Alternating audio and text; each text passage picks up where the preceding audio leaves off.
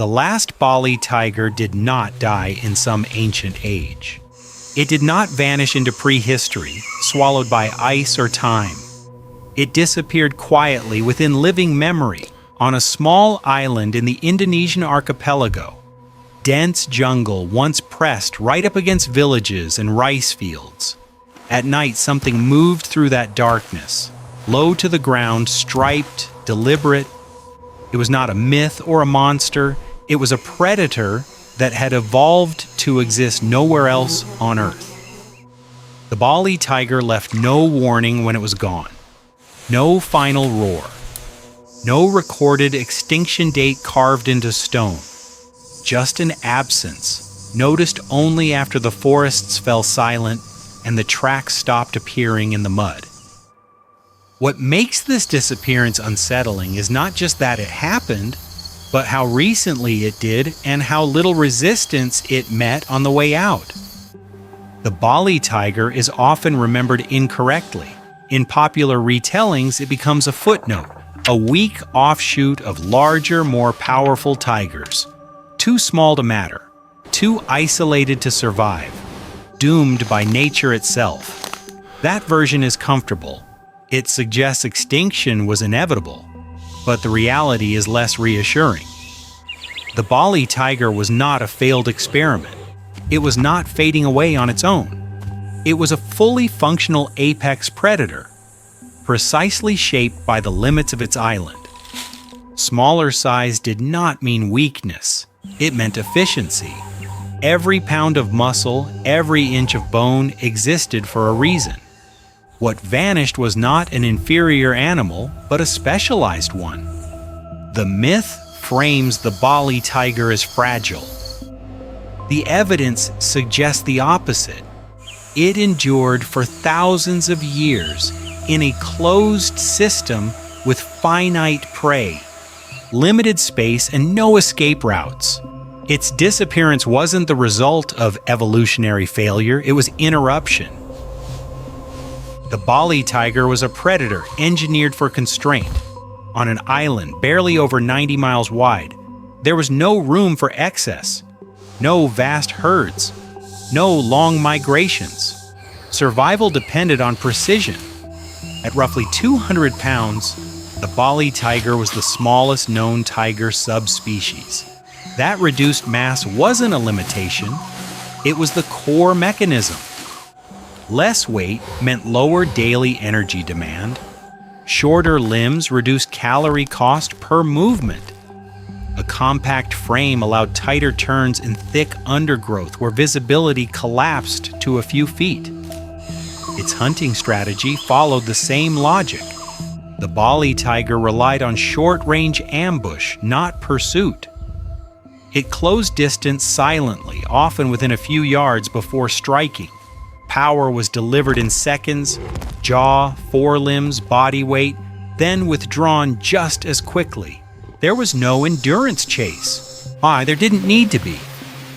Every element of its biology pointed to the same conclusion. This animal was built to extract maximum control from minimum space. And on Bali, that was enough. The Bali tiger skull tells the first story. Compared to larger mainland tigers, its skull was shorter and narrower, but the muscle attachment points were disproportionately pronounced. This meant that, pound for pound, its bite delivered concentrated force over a smaller contact area. Structure became function. The jaw closed faster with less travel distance.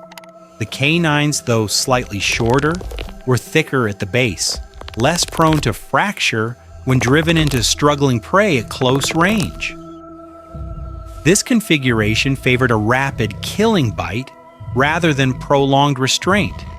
The evolutionary advantage was efficiency. On an island where prey animals were smaller and encounters were brief, the ability to end a hunt in seconds reduced injury risk and energy loss.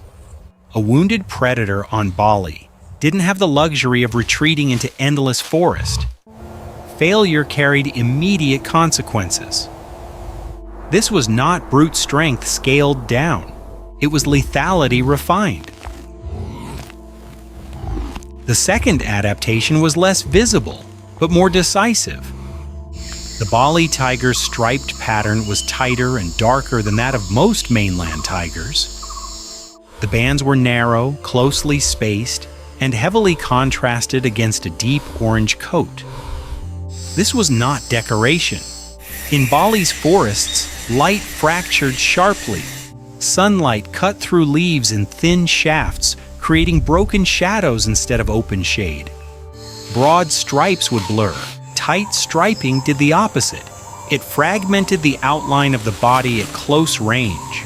Structure became concealment. At distances under 20 feet, the tiger's form dissolved into vertical noise. Prey animals didn't see a predator approaching. They saw nothing coherent at all. By the time the shape resolved, the strike had already begun. The evolutionary advantage was proximity. This camouflage allowed the Bali tiger to operate inside extremely short reaction windows. It reduced the need for speed, stamina, or pursuit. It turned stillness into a weapon. On an island where escape paths were few, being unseen mattered more than being fast. Seen in isolation, the Bali tiger appears modest.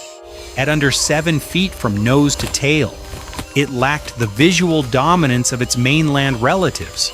No towering shoulder height, no overwhelming mass, but scale changes, meaning on an island. Most of Bali's native prey weighed under 300 pounds. Many weighed far less. Against that background, a 200-pound predator was not small, it was oversized, disproportionate, overqualified. In close terrain, mass doesn't just translate to strength, it translates to control. When the Bali tiger committed to a strike, there was no room for prey to build momentum, no open ground to exploit. The fight, if it happened at all, was over within seconds. This is where perception fails. Humans compare the Bali tiger to other tigers. The ecosystem compared it to everything else. And within that frame, it wasn't a lesser predator. It was the largest moving threat on the island. The usual story places the Bali tiger at the center, but halfway through its extinction, the tiger stops being the main actor.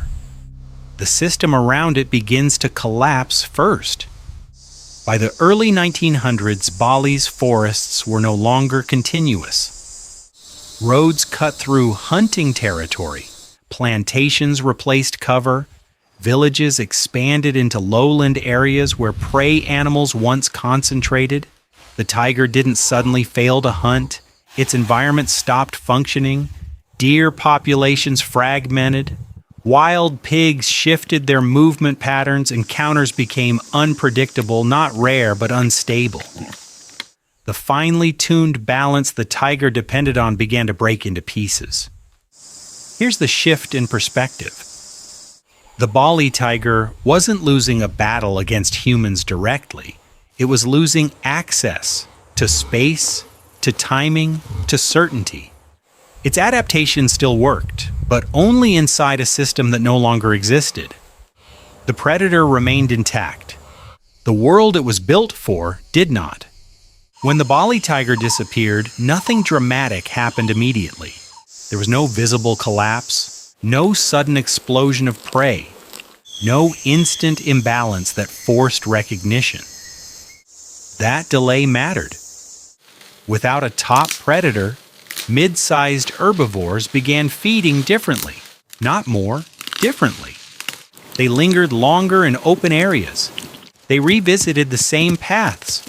Pressure on young vegetation increased in specific zones rather than evenly across the forest. Over time, plant regeneration shifted. Certain tree species thinned out. Others clustered unnaturally. The forest didn't vanish. It reorganized, quietly, irreversibly. The absence of the Bali tiger wasn't a hole. It was a slow distortion. an influence removed so cleanly that the system kept running. Just misaligned enough that the original version could never fully return. Humans didn't need to hunt the Bali tiger to replace it. They surpassed it without trying. A single rifle carried by one person exerted more pressure on the landscape than a solitary predator ever could. Roads disrupted movement more effectively than territorial scent marks. Fields and fences reshaped prey behavior faster than fear alone. Where the tiger influenced by presence, humans influenced by permanence. The comparison isn't about strength or intelligence, it's about scale. The Bali tiger operated within natural limits, hunger, injury, territory. Humans did not.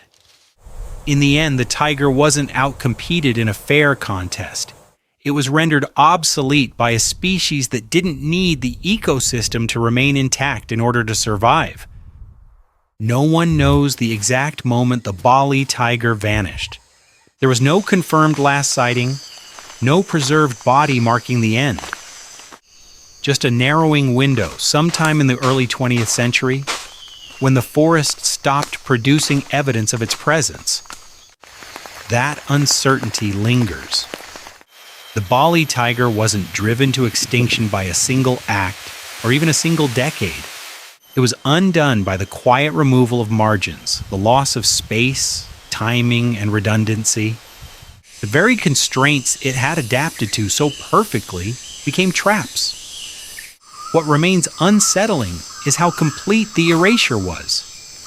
An apex predator evolved for an entire island, gone without resistance, without spectacle, without closure, not because it failed, but because the world moved out from under it and never moved back.